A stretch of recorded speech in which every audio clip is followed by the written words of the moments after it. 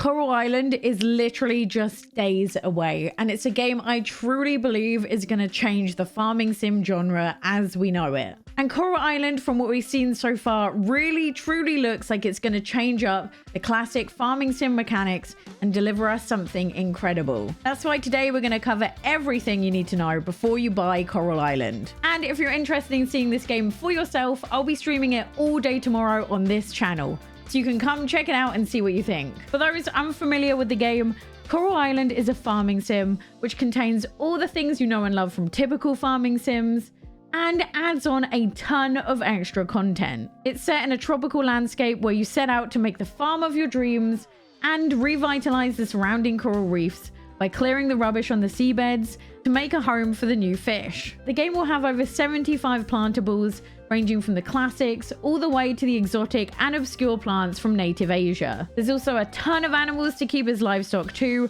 from chickens, cows, all the way to llamas and luwaks. I don't know if I'm saying that right, but they look very cool. The town itself is bursting with life, with over 70 NPCs populating it. And you can work to improve the town by taking part in community projects and going to festivals, which I am so looking forward to, as I am a sucker for a good festival in a farming sim. You can even build and contribute to the town's museum. And later on in the early access period, you'll be able to buy a pet. And not only can you get a cat and dog, you can also get a fox, which I love as it's one of my favorite animals. On top of all of this, you can decorate your farm and your house. And along with the usual farming stuff, there's also a few new cool features in the game. Kids, both your own and the ones that roam the town, will grow as time passes, meaning that if you have children in the game, you'll be able to see them grow up year on year. And don't worry, this isn't like Story of Seasons: A Wonderful Life. You don't get older, which means there's no end to the game. In the setting menu, there's also an option to customize how long an in-game day is.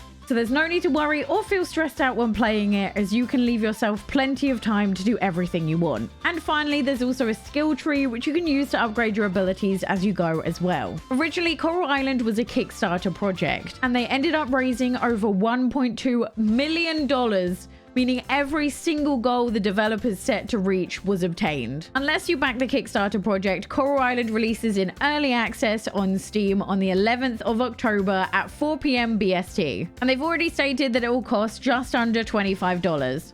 Sadly, they haven't said what it's going to be for other countries, but at least you have a rough idea of what price to expect. They've also stated that they hope the full release of the game will be in around 1 year, and that will release on PC and all other consoles, including the Nintendo Switch. I think it's going to be right at home on that console. I can't wait to play this in bed. One thing to keep in mind is they haven't guaranteed that the price will remain the same when the game fully releases next year. So this might be the cheapest you'll ever be able to buy it. They have also stated that right now there is no controller support for the game. You'll have to play with mouse and keyboard. I'm not 100% certain, but this might mean that the Steam Deck is not supported as of launch. If you look on the menu, accessibility features just say coming soon.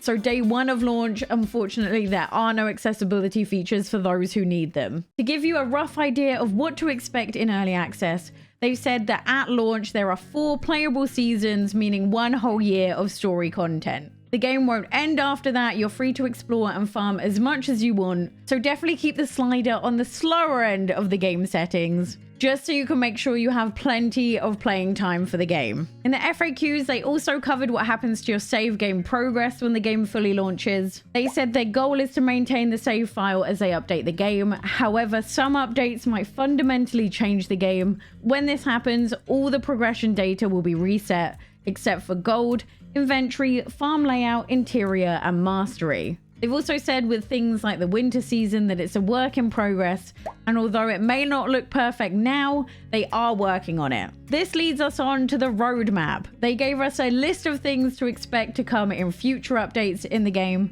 One thing I want to make super clear before going into this: many of the features I talked about at the beginning of this video aren't in the game at day one.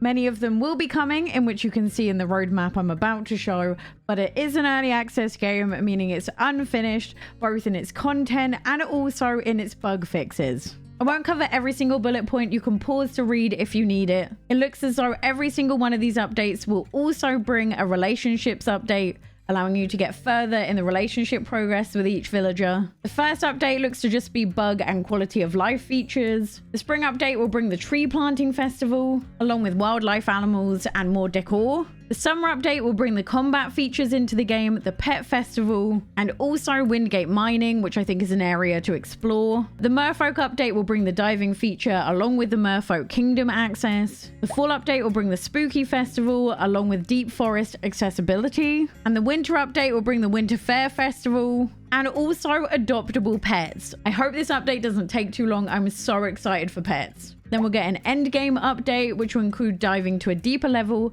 and also more mining. And also a marriage update that will allow you to get to full friendship with all the NPCs, unlock marriage, and also allow you to have children. And finally, they also show us all the features that will be available once the game fully launches. This will include Merfolk NPC, Merfolk festivals, and spooky day outfits and tourist systems. And then finally, a multiplayer update to finish us off. As this game is only on PC to begin with, I'll leave the minimum specs up on the screen now so you can see if you have what you need to play the game.